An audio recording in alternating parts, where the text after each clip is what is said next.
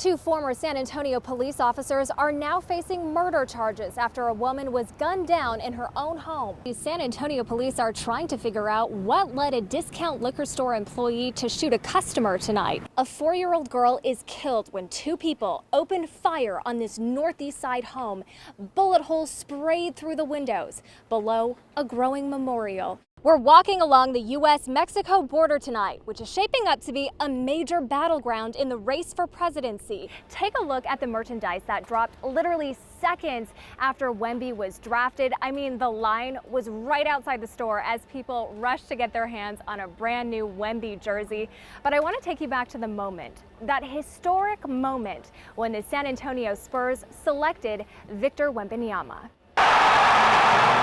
It's a contentious issue homeowners are hoping to put in their rear view. Rows of trucks on city roads. Residents call it a safety hazard. There needs to be mass support from those living on this street. But after what happened to his family, Mohammed Shahid says something needs to be done.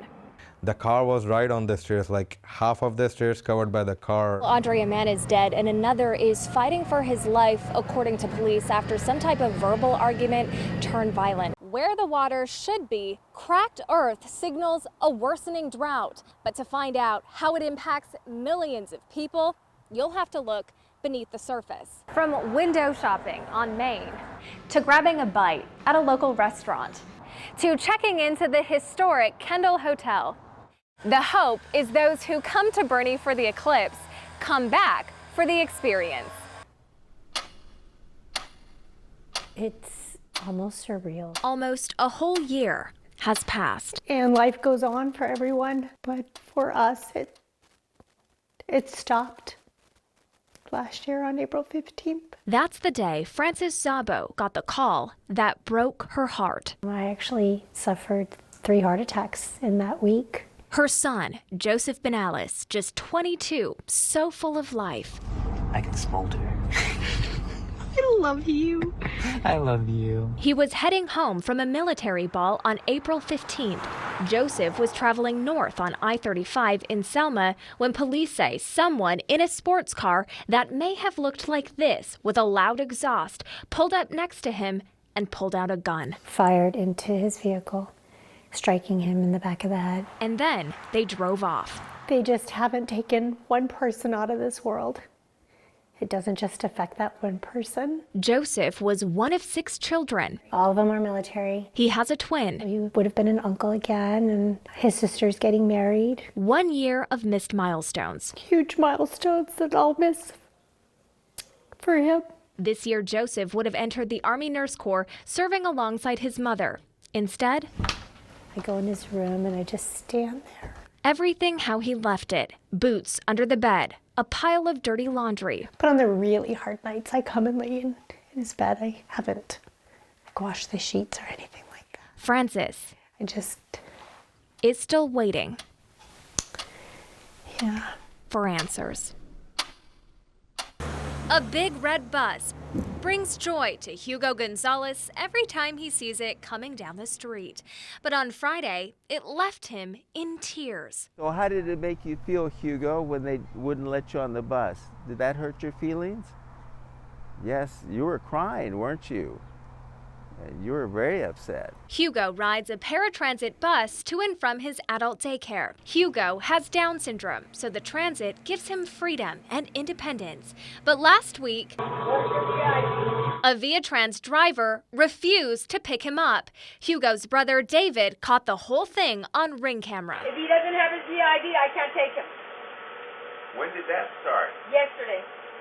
And Why didn't anyone inform me? This is the ID she's talking about. David says his brother sometimes misplaces it. In those situations where they lose it, well, they should have a backup plan to where they can use a regular ID. And it seems that's what drivers are supposed to do.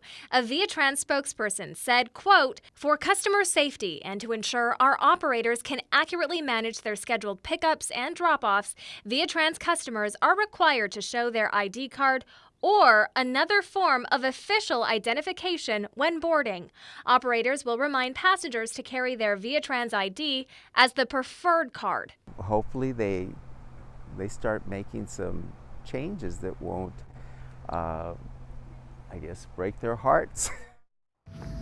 A rare moment. This is Rachel Young meeting San Antonio fire dispatcher Randy Rustin in person. The last time they spoke, he was the calming voice on the other side of her 911 call.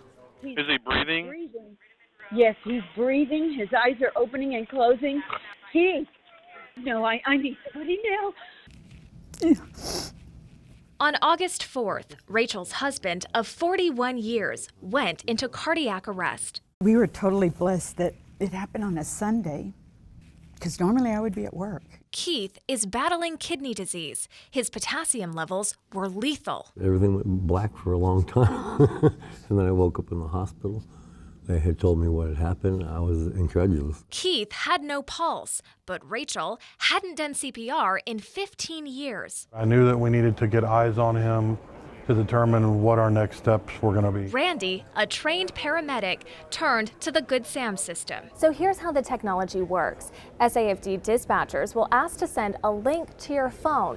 When you click on it, they'll be able to access your camera to better assess your emergency with an ambulance or a fire truck already on the way. We were able to look at their heart rate and respiratory rate, skin color. Virtually, Randy walked Rachel through CPR. 1 and 2 and 3 and 4. It just felt like forever, but Randy got me through this. With Keith out of the hospital, Rachel thanked the man who helped her during the most terrifying moment of her life.